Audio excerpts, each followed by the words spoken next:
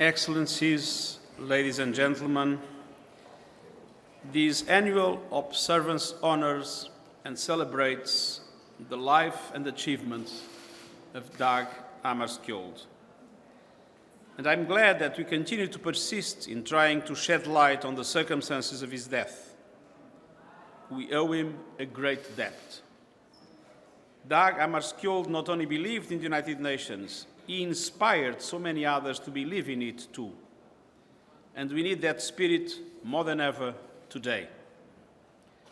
Multilateralism is under strain, yet effective multilateral cooperation is essential if we are to rise to our global challenges and achieve our global goals.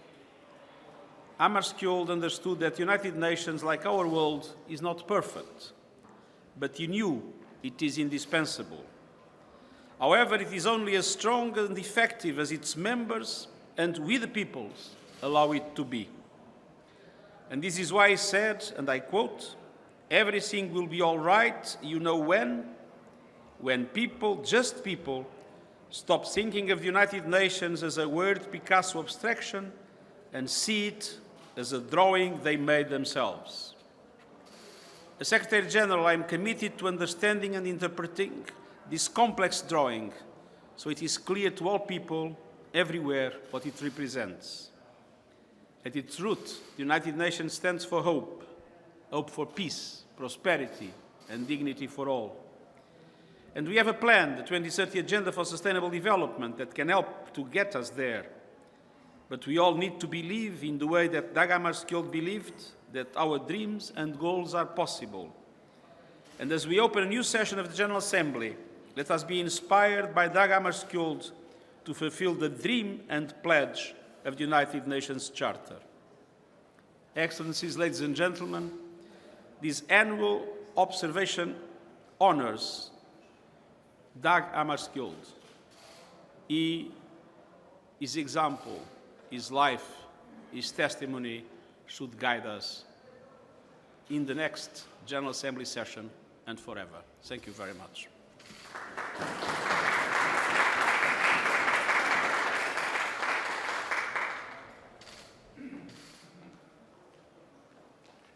Mr. Secretary General, thank you very much for your presence and for your words. Madam Deputy Secretary General, and thank you, colleagues, all of you who have taken time away from your very busy schedule to spend a few minutes with us here this morning.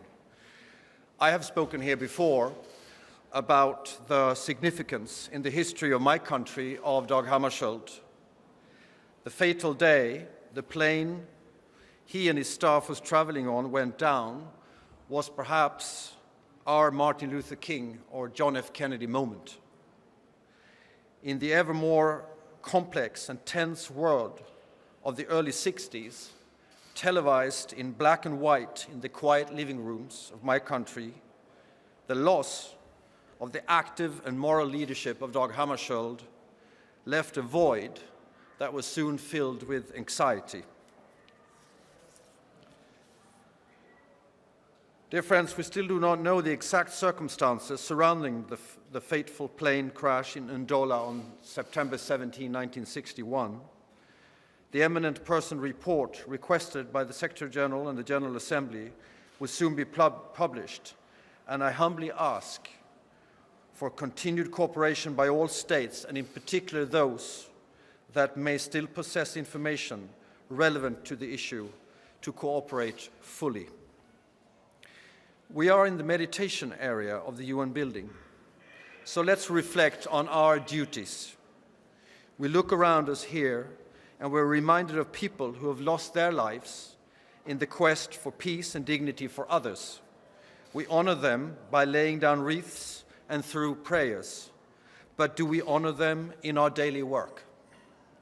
We've been entrusted important tasks as representatives of our countries or as civil servants representing this organization.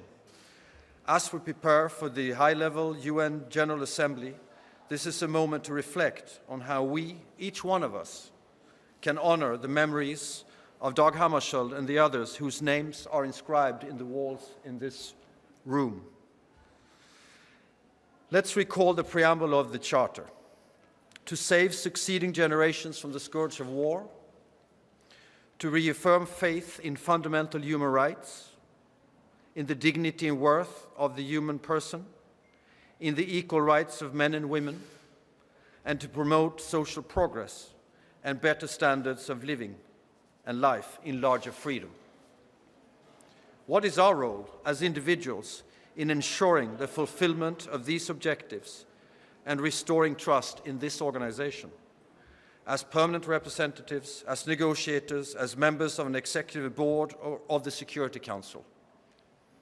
I quote Dag Hammarskjöld, "We are not permitted to choose our destiny or the frame of our destiny, but what we put into it is ours." I thank you very much.